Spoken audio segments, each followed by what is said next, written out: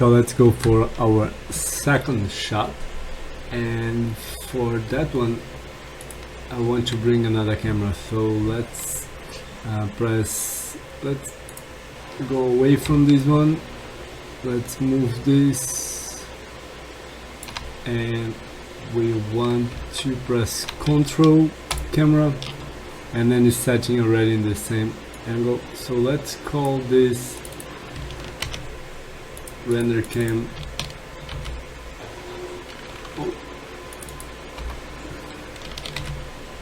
render cam 2.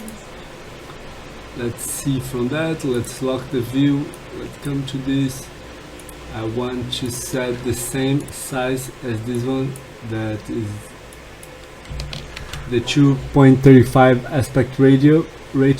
So it's this one, and 817. I like it, give a cinematic look. For the render is just a bit faster, so it's not very good if you're using just Instagram or something like that, because you're losing real estate in the actual view. So, and then the second thing is that I want to move away from it like that, and change this to 120 millimeters, and let's go further away. Let's move this around here. I think that's our shot.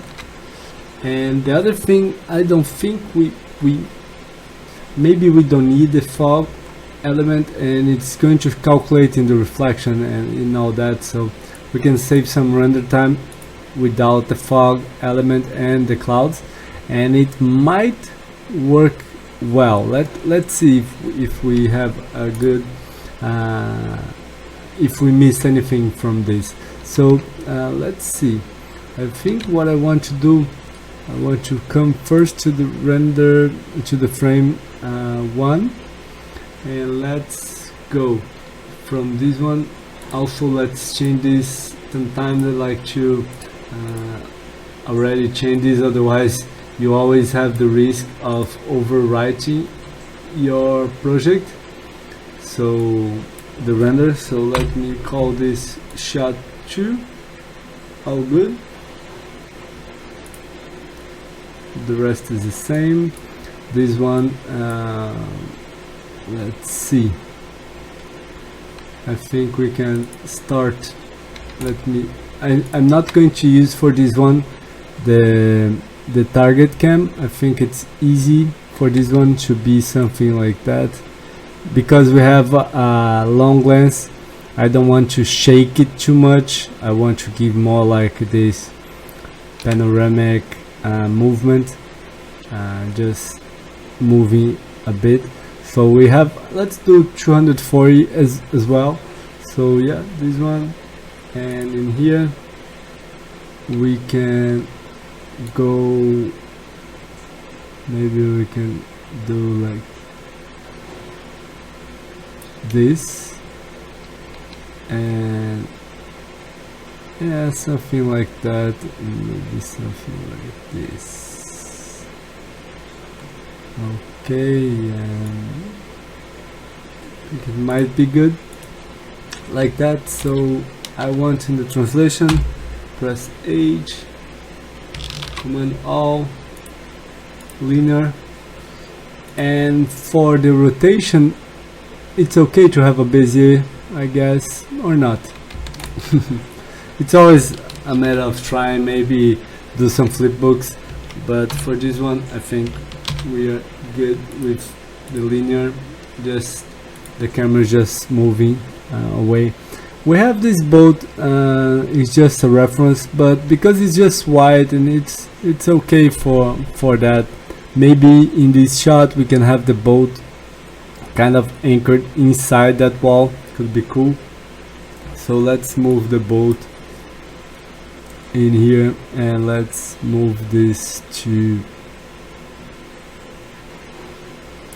around this area, as if would be anchored or tie up the stern to the rocks.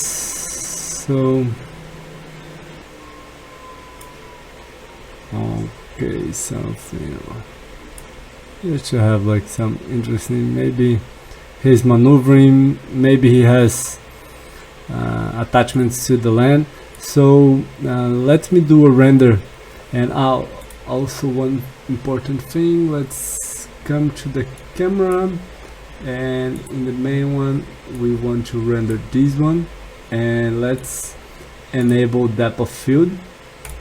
And then in the first render I can just check the depth of field. So for that, what I like to do, I take away this. We don't need these background islands, and we don't need the ocean, just to do a peak focus in Redshift. Okay, so let me pick focus in here. Do like this. So in the last frame I want to pick focus in this area around here. Okay,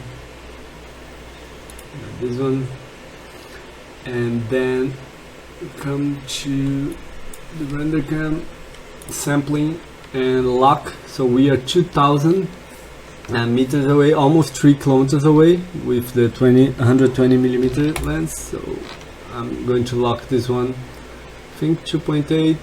Okay, let me go to frame 1. Yeah, the focus won't change that much.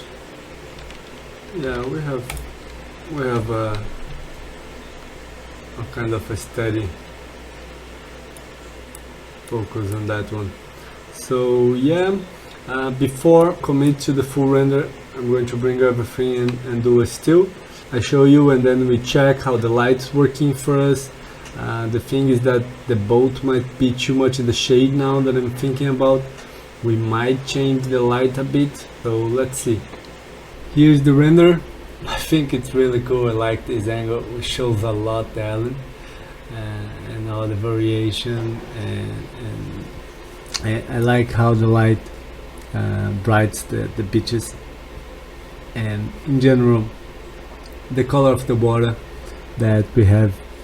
I had to play a bit with the parameters of the ground depth. I brought it down to -25. I think it was -7 for the lower camera in the shot one. It was working well because you don't have like so much angle in the water, so you have a lot of the thing with reflection in the ocean is that as you have lower angles, what happens is that you have the reflection part playing a bigger role. As soon as you move and have like a more perpendicular angle of view to the water, the refraction plays a bigger role. So because from this angle with the depth of 7 was just too bright, and you could see too much in the bottom, and you could see the pattern of the noise, so I didn't like much.